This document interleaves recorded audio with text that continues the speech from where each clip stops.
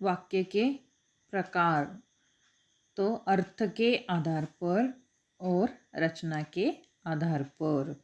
तो हमने अर्थ के आधार पर यह 8 प्रकार हमने पढ़े हैं, लेकिन और भी हम वह देखते हैं। जिस वाक्य के द्वारा किसी काम करने या होने का बोध हो, वाक्य में काम करने या वह काम होने का बोध हो, उसे विधानवाचक वाक्य कहते हैं। जैसे सुरेखा पत्र लिख रही है, तो इसमें वह कार्य कर रही, लिखने का काम वह कर रही है। और हम विद्यालय जाते हैं, विद्यार्थी कक्षा में पढ़ रहे हैं, तो विद्यार्थी पढ़ रहे हैं, हम सब विद्यालय जा रहे हैं। तो यह जो तीनों वाक्य है, यह विधानवाचक वाक्य है। दूसरा निषेधार्थ यानी नकारात्मक, यानी जिस वाक्य से किसी काम के न करने ना होने का बोध हो, तो उसे निषेधार्थ वाक्य कहते हैं। सुरेखा पत्र नहीं लिख रही है, यानी काम न करना। पृथ्वी गोल नहीं है, बात का न होना। मैं आपस में कुछ नहीं चाहता, फूलों को मत तोड़ो। नहीं, मत, न शब्द का प्रयोग हो तो वह निषेधात्मक वाक्य होते हैं। प्रश्नार्थक वाक्य, जब वाक्य में प्रश्न किया गया हो, उसे प्रश्नवाचक वाक्य कहते हैं। तो आपको ये मालूम, कल तुम्हारे साथ कौन था? क्या तुम्हारे पिताजी डॉक्टर है? तुम कल विद्यालय क्यों नहीं आए? तो यह सब प्रश्नार्थक वाक्य है।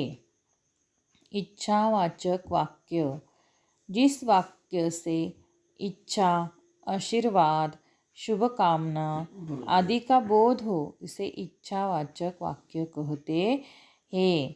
ईश्वर सबकी सहायता करे, आपका जीवन सुखमय होय, आशीर्वाद, आयुष्मान भव, तुम शतायु हो।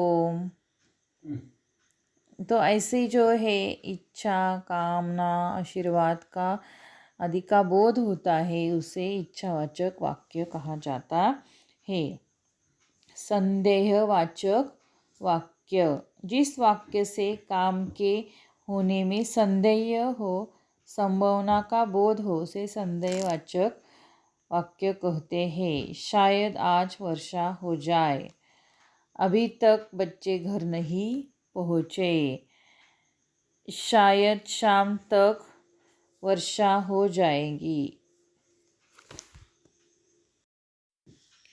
आज्ञावाचक वाक्य, जिस वाक्य से आज्ञा, आदेश या विनय का बोध हो, उसे आज्ञावाचक वाक्य कहते हैं। कृपया शांति से बैठिए, सभी छात्र खड़े हो जाओ। आज्ञा, आदेश, अब आप घर जा सकते हो। तो यह जो है वह आज्ञावाचक वाक्य के उदाहरण। संकेतवाचक वाक्य, जिस वाक्य में एक क्रिया का होना दूसरी क्रिया पर निर्भर करता है, उसे संकेतवाचक वाक्य कहते हैं। यदि समय पर वर्षा होगी तो फसल भी अच्छी होगी। जब दिनेश आएगा तब हम सब देहरादून चलेंगे। तो संकेत, यदि वह परिश्रम करता तो अवश्य सफल होता।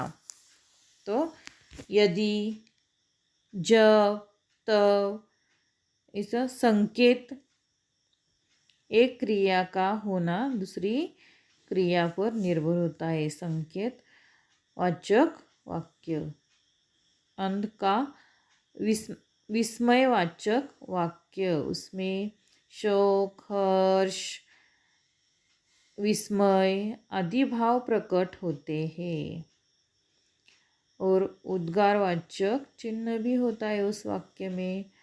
अरे पिताजी आ गए, हाय बेचारा लुट गया, आह कैसा सुहाना मौसम है, आह बहुत दर्द हो रहा है।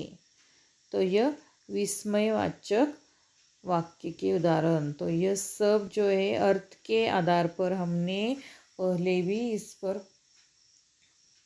वाक्य के भेद हमने पढ़े हैं। जो अर्थ के आधार पर 8 भेद है। विधानवाचक वाक्य, निषेधवाचक वाक्य, प्रश्नार्थक, इच्छावाचक, संदेहवाचक, संकेतवाचक और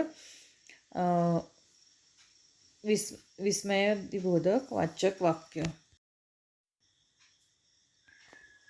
अर्थ के अनुसार वाक्य के भेद के एक एक उदाहरण आपको लिखने हैं।